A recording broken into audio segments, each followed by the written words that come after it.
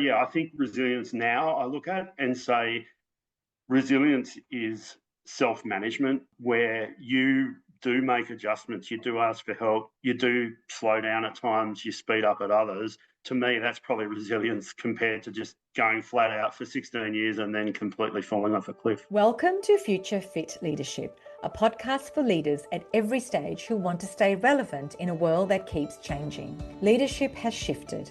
The pace is faster, the expectations are higher, and the future is calling for a different kind of leader. One who is human-centered, grounded, and able to balance capability with empathy. These conversations bring together global perspectives on the skills and mindsets that help people and organizations thrive. Hello and welcome to Future Fit Leadership. I hope wherever you are listening to this podcast, you are well. When I sat down with James Chisholm, I knew we were in for a conversation that would stretch far beyond leadership theory and tidy corporate slogans. James brings something a lot rarer. He brings lived experience, the kind that reshapes you whether you asked for it or not. James spent 16 years inside Honeywell, one of the world's largest and most complex organisations. He led global teams, navigated cultural layers, chased quarterly targets, and lived the kind of high-performance cycle many leaders know too well. But what he shares today is not the polished version. It is the human one. The one we often keep tucked away because it feels too raw, too vulnerable, and too real. In this conversation, James talks openly about the early experiences that shaped his leadership, the thrill and tension of being the meat in the sandwich as a middle leader, and the deep personal cost he didn't see coming. He takes us into the moment he realized he wasn't just tired or stressed, he was burnt out. And not the Instagram version of burnout, the kind that collapses your foundations and forces you to rethink every belief you've ever carried about success, resilience, and worth. He honestly traces the shift from his old definition of resilience to the one he holds today. The old version was all push, produce, don't show pain, make the quarter. The new version is human. It is about self-management, slowing down, asking for help, recognizing the emotional and mental signs long before your body waves the white flag. And out of that reckoning came Peeplcoach, the leadership development company whose mission is simple and profound. Make coaching accessible for emerging and mid-level leaders, not just the few chosen at the top. Because culture shifts from the middle. And when we equip our people earlier, organizations don't just perform better, they become places where people can actually stay well. James also brings a deeply human lens to empathy, purpose, psychological safety, and the future skill sets leaders actually need. And of course, we talk about the adventure-seeking, rugby-loving side of him and why time in the ocean is now one of the non-negotiables in his life. This is such an honest, generous conversation, and one I think many leaders will recognise in themselves. Please enjoy this conversation with James Chisholm. Hello, James Chisholm, founder or co-founder, I should say, of Peeplcoach. Welcome to Future Fit Leadership. How are you? I'm good, Sudna. How are you doing? Yeah, very good. Thank you. Very good. I'm looking forward to having this conversation with you. And what I want to start, I guess, from the very beginning in your leadership journey, because you've worked in a lot of boardrooms and in a lot of large organizations. And before we come to that leadership piece, I'd love to know what were the early experiences that shaped your leadership before you got into the boardrooms? Great question. So it was a little bit of an accidental experiment, really, when I first went into leadership. I had some sort of very junior leadership roles in early organisations, but I had 16 years at Honeywell International, and my first job really at Honeywell was what they call a team leader. And they'd pretty much never hired anyone from a non-technical background to lead these technical individuals. So they effectively brought me in and said, we want you to focus on things like people, our employees, our client relationships that may not be in the best shape. And so I think what influenced me early is I actually didn't have that risk of not letting go as a leader because I had nothing in my hands. I wasn't technical. So I could immediately do things around people leadership, client relationships that I think a lot of the technical leaders who had been promoted really struggled getting to. And I think that became a scalable set of skills that really, I guess, influenced my leadership. Mm. When you talk about Honeywell, it's a global organization. You've got diverse teams, cultures, different countries, etc. What was the most rewarding and most challenging pieces in your time there? Yeah, it's interesting. So these days, I'm sure we'll get to it, that we run a business around leadership development, but particularly for emerging and developing leaders, rather than trying to get to an executive and unravel certain habits and teach them new habits. So I think when I look at the most rewarding piece for me in that environment and being a leader in a big corporation was actually identifying, or I guess inheriting talent and really applying talent and people's passions to projects and challenges that needed fulfilling in the organisation. That to me was probably the most exciting piece. I think the most challenging is actually when you are in actually that middle manager layer and you have a global decision that may seem extremely out of place in your location, and you're the meat in the sandwich who ultimately needs to deliver that message, being empathetic to your team, but also understanding the commercial decision from above. I want to go back to the rewarding piece that you talked about, and I don't know when you were in this role, but it's interesting how the conversation still exists today about having teams that are cross-cultural and diverse, all have a positive impact on your business, and we just still can't seem to get it completely right, can we?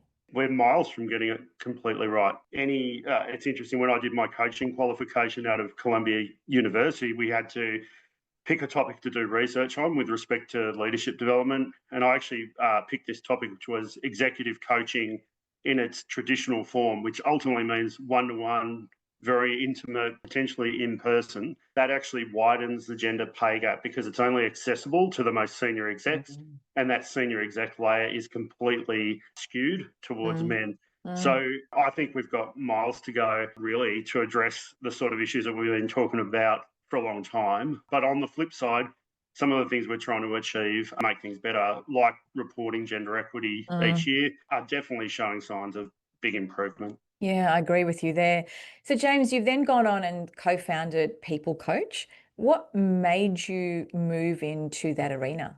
Being really open about this, what really led me from a corporate leadership environment to being a co-founder of a leadership development organization was actually a mental health breakdown. So, Mm. and in hindsight, I wouldn't say I'd wish that on anyone, and I wouldn't say that's the best way to reach a big step back and reassess things.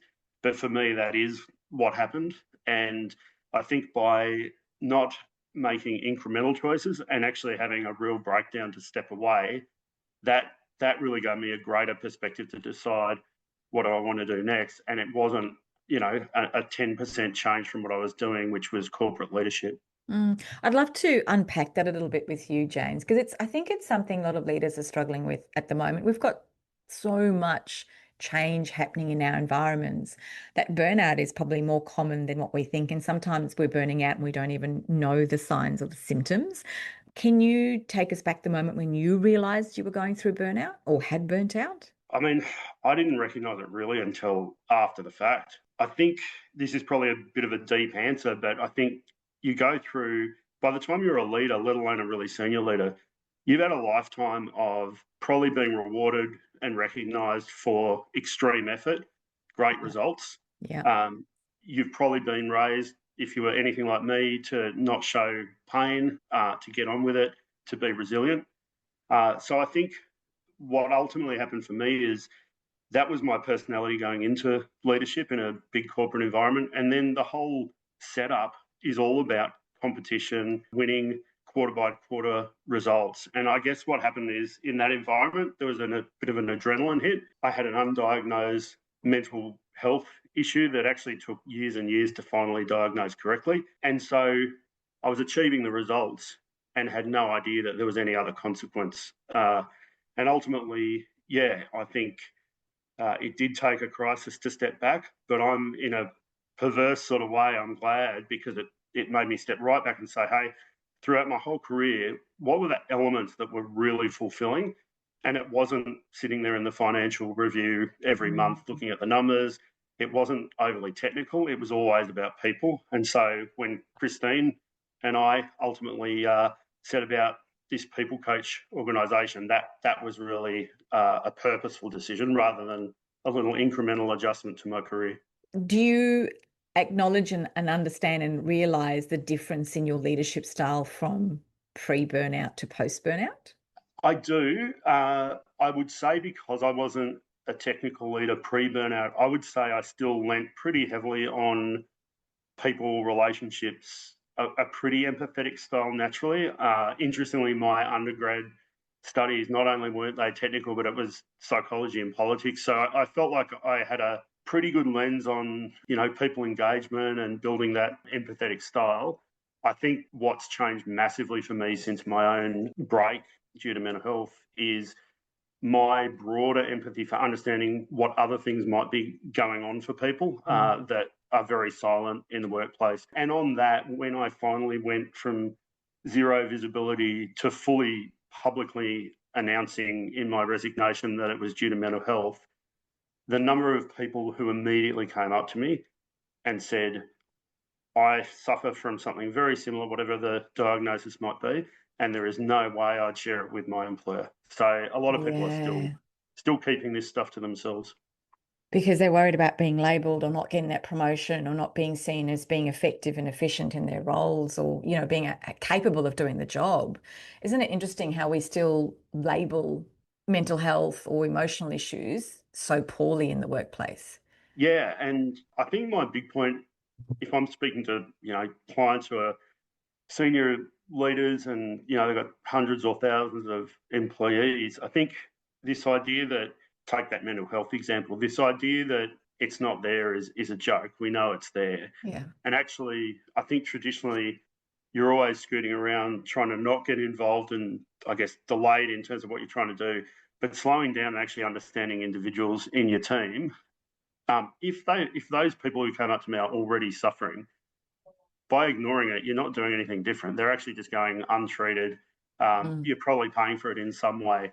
Whereas if you do build a culture where people mm. genuinely feel, hey, I do have an issue, I want to discuss it openly, can we make it work? You're not creating issues. You're surfacing what reality is, and you can start managing it. I want to talk about resilience. There's a lot of us, a lot of people talk about resilience and they say, oh, you were so resilient to get through that, or you must be very resilient for the experiences that you've had in your life. And the World Economic Forum has actually said that resilience is going to be one of the key skill sets that leaders will need going into 2030. What does resilience mean to you? And what about resilience did you wish you'd known earlier?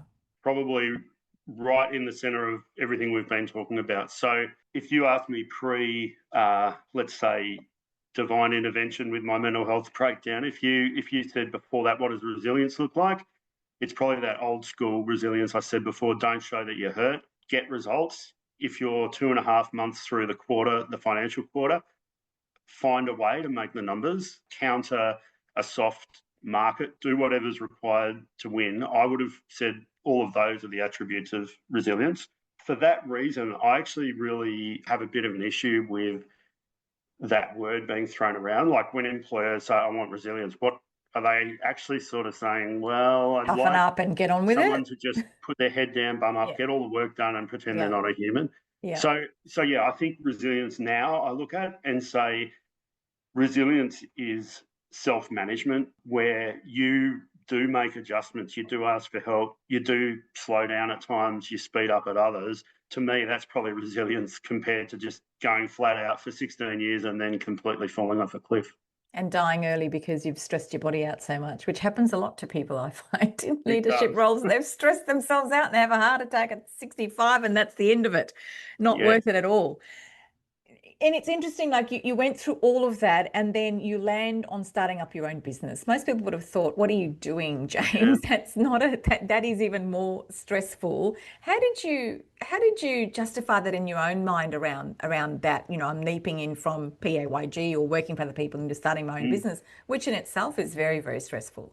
Yeah, there's a old Nietzsche quote that's people if you have a big enough why, you'll you'll suffer any amount of what and how and all the rest. So there are types of challenges and stresses in running your own business. One major factor, I guess, in my decision was I didn't want to do it alone, and I would not be CEO. So Christine Core, she's founder and CEO. I'm very, very comfortable being co-founder and not CEO. Immediately being realistic about what am I managing from a mental health viewpoint, what's an appropriate role, what level of responsibility. So that was pretty deliberate.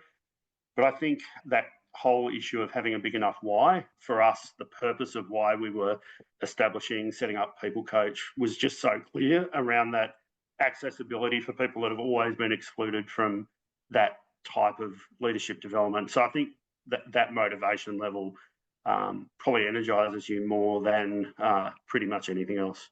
The name is pretty obvious, but I'm assuming you run a coaching program for leaders in your organisation.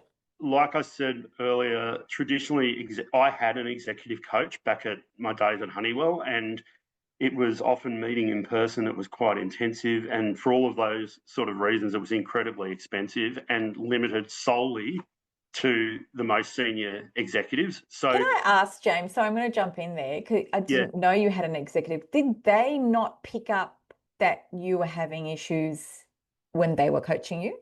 Or were you so good at hiding it that they didn't pick it up either? So this is pretty incredible. Yeah, I was good enough to hide it from everyone around me. I suspect my leadership coach, this is many years ago now, because I left Honeywell in 2015. I suspect he had a pretty good sense that there were some issues going on for me in terms of that sort of manic focus on achievement and the sort of highs and lows. I was doing a pretty good job, though, making sure I was never going to discuss it with any colleague, even family members. So when I came out, with this reality, no one knew about it. Literally no one. And that goes to that point you made earlier, and we'll go back to your business in a moment, but that goes back to the point you made earlier around you've got to create the right culture in your organisation for people to feel safe enough to come and have that conversation with you or ask you for help and go somewhere else to have that conversation, because not all of us can help out in that arena.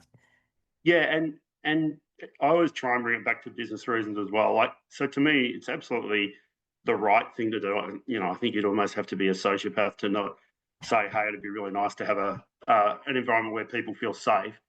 But I think really senior and possibly old school leaders, they might look and say, there's certain things we don't want to know about, we don't want to hear about, and drive results to the expense of that open culture. And those senior execs seek out the best talent unless the culture is attractive and people can be their real selves. I think they're going to have higher turnover. Thank you for sharing that. We don't hear a lot of leaders sharing about the hard times, and I think it's a really important conversation because I think we'd be surprised how many leaders go through a level of burnout in their entire career and just are not aware of it. So, you sharing your story is really, really important for people to hear, I think.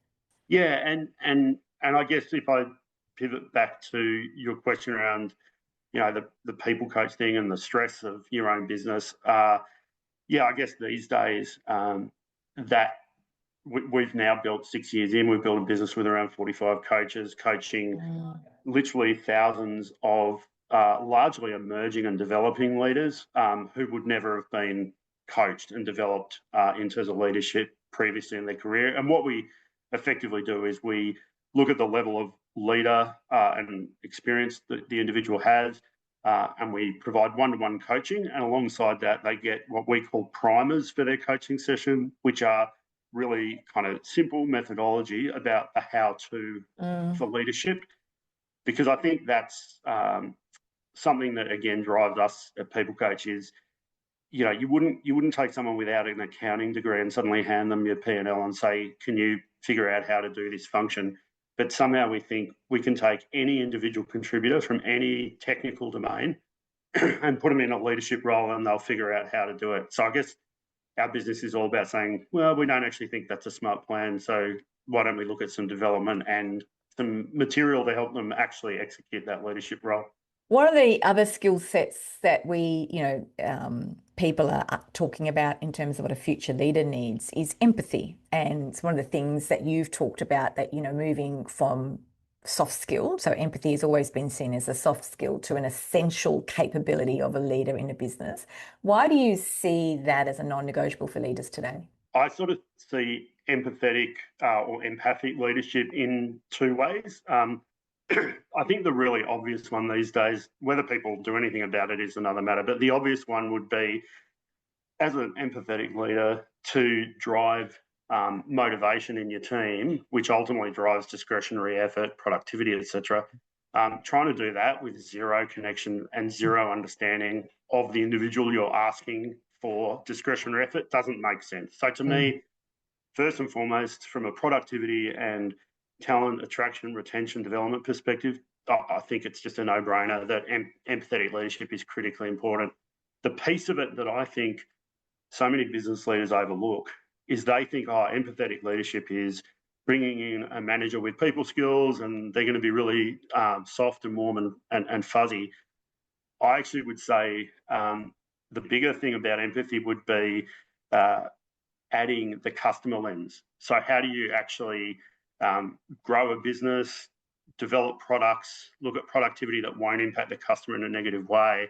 How do you do all of that if you literally have no empathy for your customer and what they're trying to achieve? So I think that's the bit of empathetic leadership that a lot of people don't talk about, which is that sort of commercial, broader impact versus the obvious leadership benefits.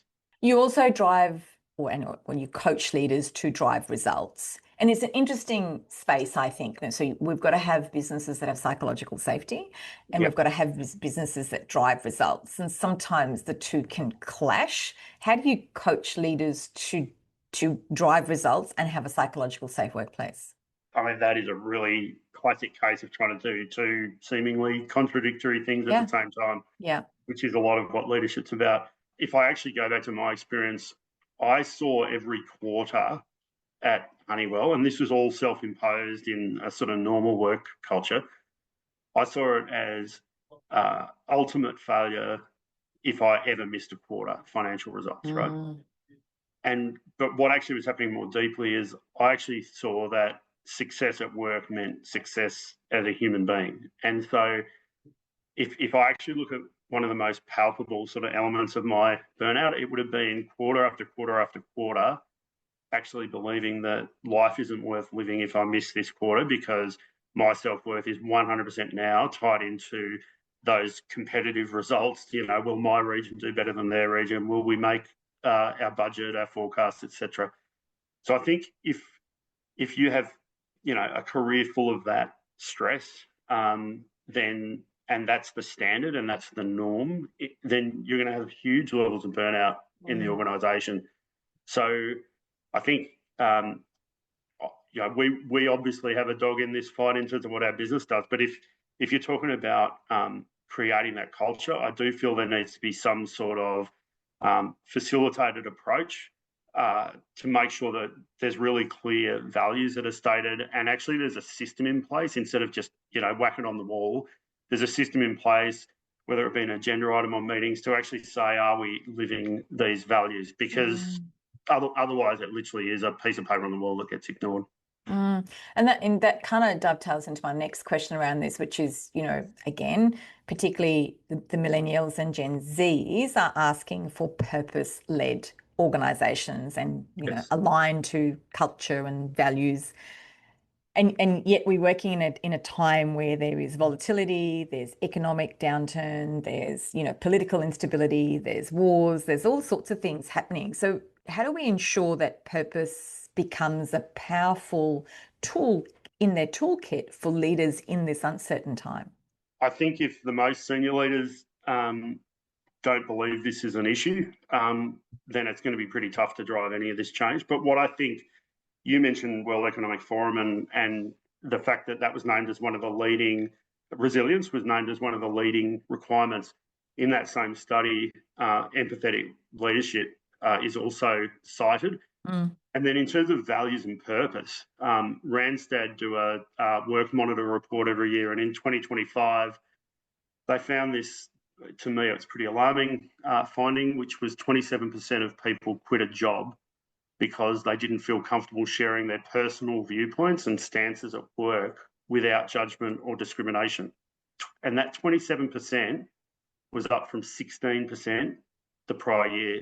So what that says to me is, if you're simply looking at financial results, that's fine. This isn't, I think there are some moral issues here, but just from a business perspective, and you're seeing data like that where on the World Economic Forum, employers are saying empathetic leadership is absolutely in the top few, so is resilience, etc. And you look at that stat from Randstad about people walking, people literally choosing another employer based on not being able to be their true selves. I think purpose, mission, purpose, values, etc. If you do enough deep work on that, what you're really doing is making sure that that 27% isn't your organisation, that people feel they can actually be themselves and stay productively working for you. This all ties back to the culture and the leaders at the top, doesn't it? Everything that we're talking about just constantly goes back to those two things. Absolutely. And if you think about, it's funny, I said empathy is often an obvious one is empathy towards our team members. I mentioned empathy towards customers, but I think also sometimes we don't think about empathy upwards in the organisation. So I guess if you're working for someone who doesn't see these as real business issues like culture and values and behaviour, then start pulling out credible data points and research, some that we've mentioned, whether it's World Economic Forum findings or the Randstad report, and actually inform the most senior people of the business reason. Don't have the moral argument. If that hasn't already appealed to them, then use the business argument. Because to me, there's enough research out there that says, if you sit on your hands and lead in the way that it was in the 50s, you're going to die. I always say, particularly with this podcast, and one of the reasons why I do the podcast and talk to leaders like yourself is that, 10, 15 years ago, we had wonderful books that we could refer to that had a model of leadership from around the globe. And there's probably hundreds of leaders between you and I we could rattle off. And, at some point they all wrote amazing books and we read them and we sort of said, that's a model I want to follow in my business. I don't know how many training sessions I've sat through where, these models have been discussed, but we are working and living in a time where we're actually rewriting the playbook for how leadership needs to be. And it's not one size fits all because everybody is different and everybody has different needs. And as leaders, we actually need to now fit into all of those individuals in our organization. And that is not an easy thing to do. Yeah, and you've just defined what really empathetic leadership is. It's not one size fits all group. I'm going to ask everyone to follow this instruction and just expect it to happen. It is individualized. And that, I think, compared to if you really go back generations and say, well, let's say there's some leaders in their 60s right now, and they were brought up in an environment where, longevity in the one company was valued, command and control, authority was valued. I can empathise that if I was, let's say 10 or 15 years older than I am now and trying to change my leadership style, I'd probably need some convincing around the economics behind it because that's the environment I come back from. And again, that's empathy upwards if you want to actually get your case heard and actually get any change across the organisation. Let's talk about coaching because that's what your business does. Should coaching be seen, particularly at an executive and senior level, as part of a package that you provide your senior executives? That if you're going to work in this organisation, here are the coaches that are available for you to work with, and it comes with every senior or executive in an organisation. That would be great for Peeplcoach's top line, but it's probably, I don't think it's a simple yes for me. So I guess one of the things we've seen since setting Peeplcoach up 6 years ago is engagement and participation in the program is massively influenced as to whether someone opts in to a coaching program or is forced in. And so we actually have found quite clear data to say it's actually not wise to say, hey, this layer in the organisation or everyone at this level in the organisation goes and gets a coach. I personally believe if you're putting a senior leader in an organisation and offering them professional development and building their self-awareness as a leader, and they say, I don't want that, then I think there's probably broader questions around that individual not wanting to understand themselves better and improve. But yeah, I guess I think coaching now, some of our clients absolutely use it as I guess, an attraction into the organisation, similar to what you're saying. Um, Again, that may or may not appeal to different people they're actually approaching. But I guess the way I sort of sum up the whole coaching piece is typically, if you look at an organisation, I'd say almost always, there'll be what you'd call succession gaps in key roles. So, we've got a really strong CEO, but we've got no successor to that CEO, and actually this CFO or CMO might be 2 years off. So what I would say is one way to look at coaching is how do you potentially say this person in normal circumstances is 2 years off developing their leadership. We can make that 1 year through accelerating their self-awareness, how they're seen by others versus themselves, and really honing in on what are the things they need to scale up and prepare for in that next leadership role. It's a learn it all versus know it all mindset that we want leaders to have, isn't it, these days? And that's an element of curiosity, which is so critical in today's leadership world. Yeah, it's one of it's. I think sometimes people use it, in overly use the term curiosity, but the way I love to think of it was actually the professor at Columbia Uni that did our coaching qualifications. He would use this statement to say, curiosity suspends judgment. And so if you think about any learning environment, if you can actually consciously say to yourself and force yourself to stay in the curious mindset for longer, you will effectively take in additional information, you'll weigh it up, etc., and you'll ultimately suspend judgment and make a better judgment by remaining curious. So it's funny that notion of curiosity, I always think about that in a learning environment. And when we're coaching, really right at the start of a coaching session, you're really trying to make sure the coachee is actually in that curious mindset and present. We've talked a lot about senior executives. Let's talk about middle managers. How is, the Australian example, what investment do we need to make in middle managers? Because there's a stat out there at the moment that says there's only 6% of Gen Zs who actually aspire to leadership roles because they've seen us work hard, give up time with family, burn out, all the issues that we've had, and they're kind of looking at us going, yeah, I don't want that life. Thank you very Totally, much. totally. So, I see them as probably, middle or emerging to middle management. What work do we do them to bring them into that executive pool?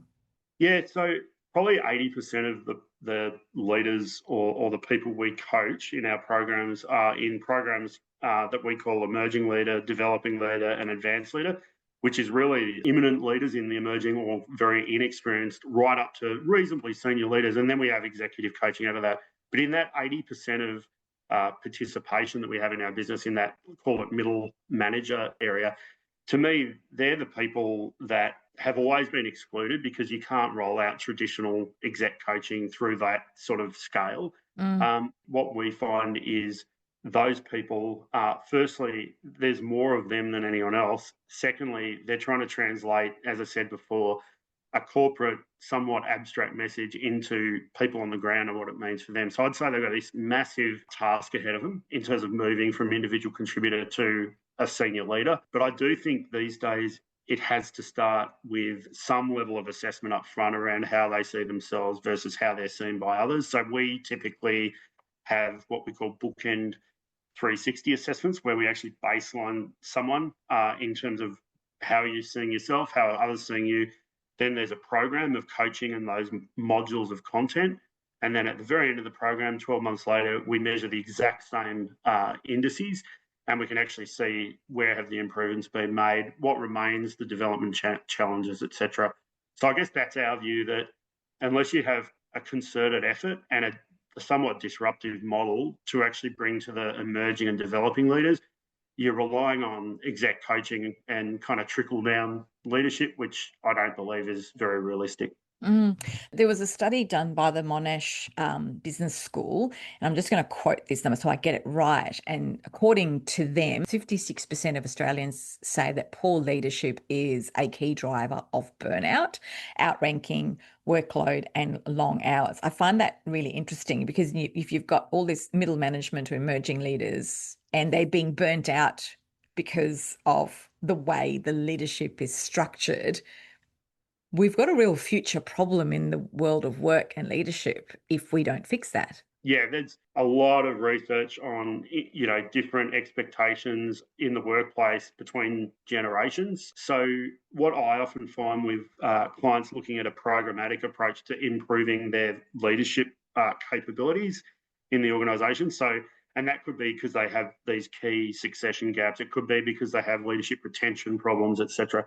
But when we look at that overall sort of programmatic approach, I'd say one thing clients are looking for is common language. So when we have these primers, and let's just say one of those modules of content is courageous conversations, and we're referencing Tim Scott's radical candor as a model, then at the end of the program, no matter whether someone's on whatever level of leadership program, you've also built a common language where people can actually challenge each other and say, okay, what does radical candor look like in this situation, just as an example. So coaching everyone individually with no primers or content around common language and ways of working, I guess for that level of leadership, we think that doesn't really deliver much value to the organisation because they don't know what people are learning or how to execute it across the organisation consistently. I want to shift outside of the world of work and coaching, etc., and talk about you a little bit. You're an adventure-seeking, rugby-loving kind of guy. What part of all that adventurous influence that you have that influences your coaching style? Because there's a lot of synergy between sport and business and leadership. So what do you find you bring across in that?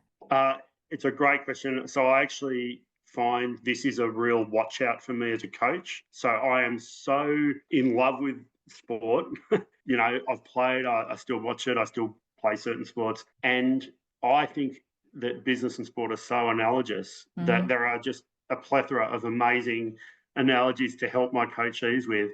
And then I think about my coachees and think, yeah, but that person's not into rugby, or this person actually prefers music, or whatever it might be. So what I try and do over the years, I guess, is understand what I've taken out of sport and different environments and how that influences leadership. But I guess coming back to being empathetic as to who is my coachee in this situation, how will they best understand these concepts, not from my point of interest.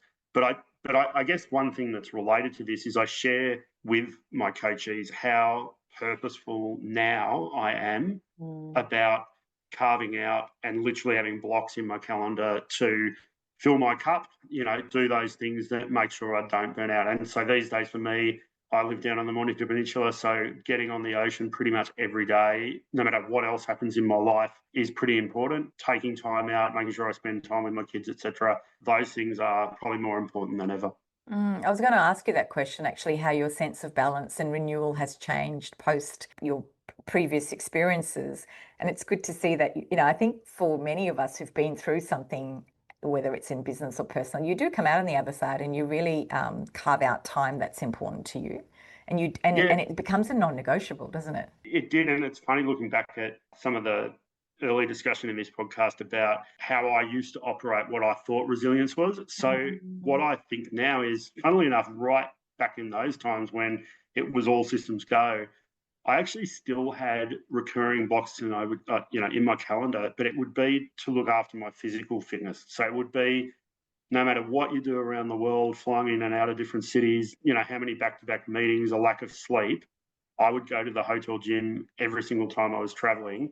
And this was this kind of crazy belief that if I'm physically fit, I'll be mentally fit.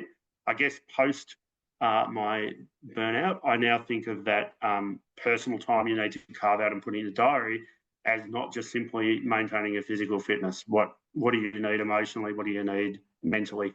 We spoke to on the podcast, we spoke to a guy by the name of Steve Griffiths, and he runs an organization around, well-being and healthy habits. And one of the things he said about resilient was that, we got a lot more black swan moments that we are going to continue to experience, probably more than ever before. But you need to build daily habits that protect your well-being. And that was his definition of resilience.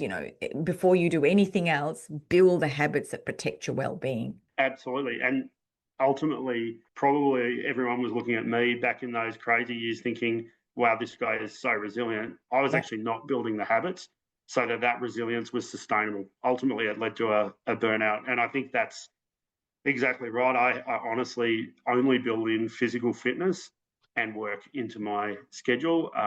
Everything else was left to chance, including what would ultimately make me fulfilled at a more emotional level. So if you could give your 30-year-old self a piece of leadership advice, people often ask 16, but I kind of think 30s is when you are in that sort of cusp of middle management, moving into leadership roles, etc. So if you could go back and give your 30-year-old self some leadership advice, what would it be?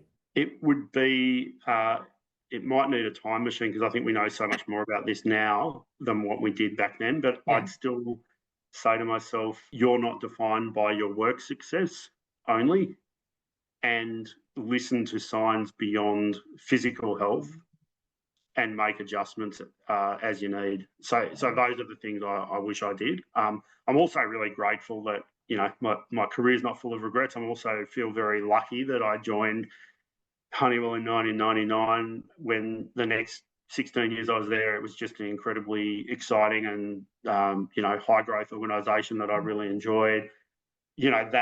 That was a privilege ultimately. That meant when I did have a breakdown, I could actually financially step away and reassess. One thing I have just huge empathy for is anyone that actually is struggling through mental health challenges and financial troubles at the same time, because I did have that privilege and luxury to stop work, take care of myself, and then reassess what I wanted to do.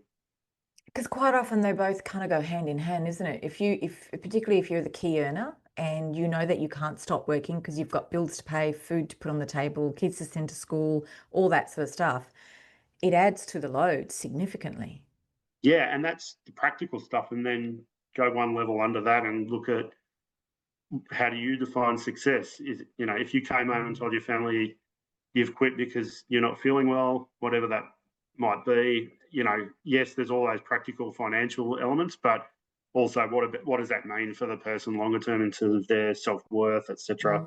Especially if, like me, they tied their self-worth so deeply to what they do at work. So, James, we've come to a time in the podcast with what we call the Spotlight Shuffle. I've got 20 questions in front of me. You get to choose a number, and I'll ask you the question against that number.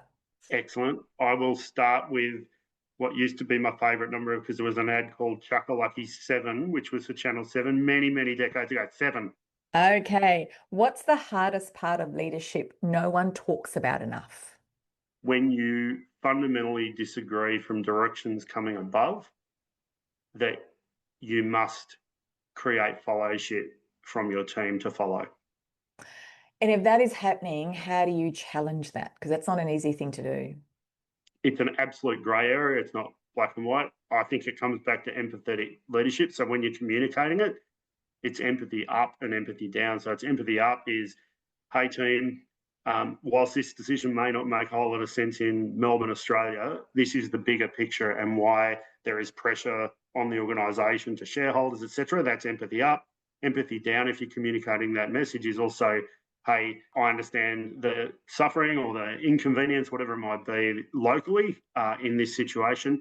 However, this is not within our control. We need to make this work. So that to me would be an example of being that meat in the sandwich, communicating something you don't agree with, but not putting the whole organisation at risk because you're just boycotting the decision. Next number. 13. What's one book, film, or podcast that shaped how you think about leadership? It's again showing my age here, but my leadership coach from decades ago now was a big fan of Jim Collins' Good to Great. And it's one of those situations where people can now look and say, oh, I now, looking back at that book, I don't think this was right or that was right, or this company you wrote about actually ended up failing years later. So there's reasons why you could discredit the book today. But the number of things I remember from that book still today, like one chapter's title was First Who, Then What, in terms of what you're doing to set up a great culture in business. So there's just little moments within that book that I still pop into my head regularly. All right, your next question? 3. 3, going backwards. Okay. What's the most exciting possibility you see in the future of leadership or work? I think leadership and everything we've been talking about, empathy, fits so well alongside technology, AI, etc. So in terms of understanding how technology, as an example, impacts positively and negatively, user experience, risks, etc. Again, I just feel like one thing that's super exciting about the future of work is the knowledge that we need different types of leadership styles than we've had in the past to make this work. And to me, organisations that go down that path, they're going to be the most successful. And I think it's really exciting for people coming into the workforce being a little more free to choose what they're passionate about rather than, job for life in one particular role that doesn't fulfill them at all. One of the things I've loved about the conversations I've had in this, we did a series called the Spotlight series where we talked to 12 different leaders across different organizations and industries. And, we asked them, what are the skill sets you see leaders having moving into the future? And one of the things I love that I think consistently every one of them said, or in a roundabout way said the same thing, was that human-centric leadership is the way of the future. And that brings in the empathetic and the purpose and the curiosity. It all sort of ties it in together. But the human-centric piece was going to be really, really critical moving forward. Absolutely. And that's, that figure I said about Randstad, about people feeling comfortable being their full selves and doing that at work without being judged. I think that's a great example of what organisations are challenged with. Yeah. Your last number, James? 16, please. What's a compliment or piece of feedback that you've got that you have never forgotten, negative or positive? I'll give a real quick negative and positive. My coach early days explained to me that active listening was not simply stop talking and wait to talk again. So I'd say,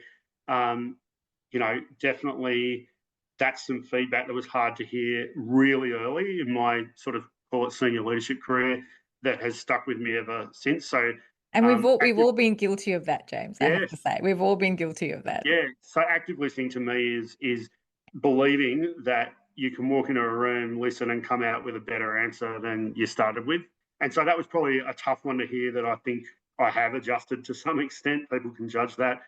In terms of probably what compliment I might have received over the years, I remember the global CFO of our division at Honeywell came out and did a few things when I was running Australia, New Zealand. And then years later, he actually said to me, you have this superpower of connecting people for a good outcome. So, and he gave me examples where this guy's coming in from Minneapolis. I'd be like, okay, you absolutely need to meet this local finance person in Melbourne. And I guess that passion around connecting people and getting sort of the most value out of people's capabilities, I think that I guess was a compliment that I was pleased to hear.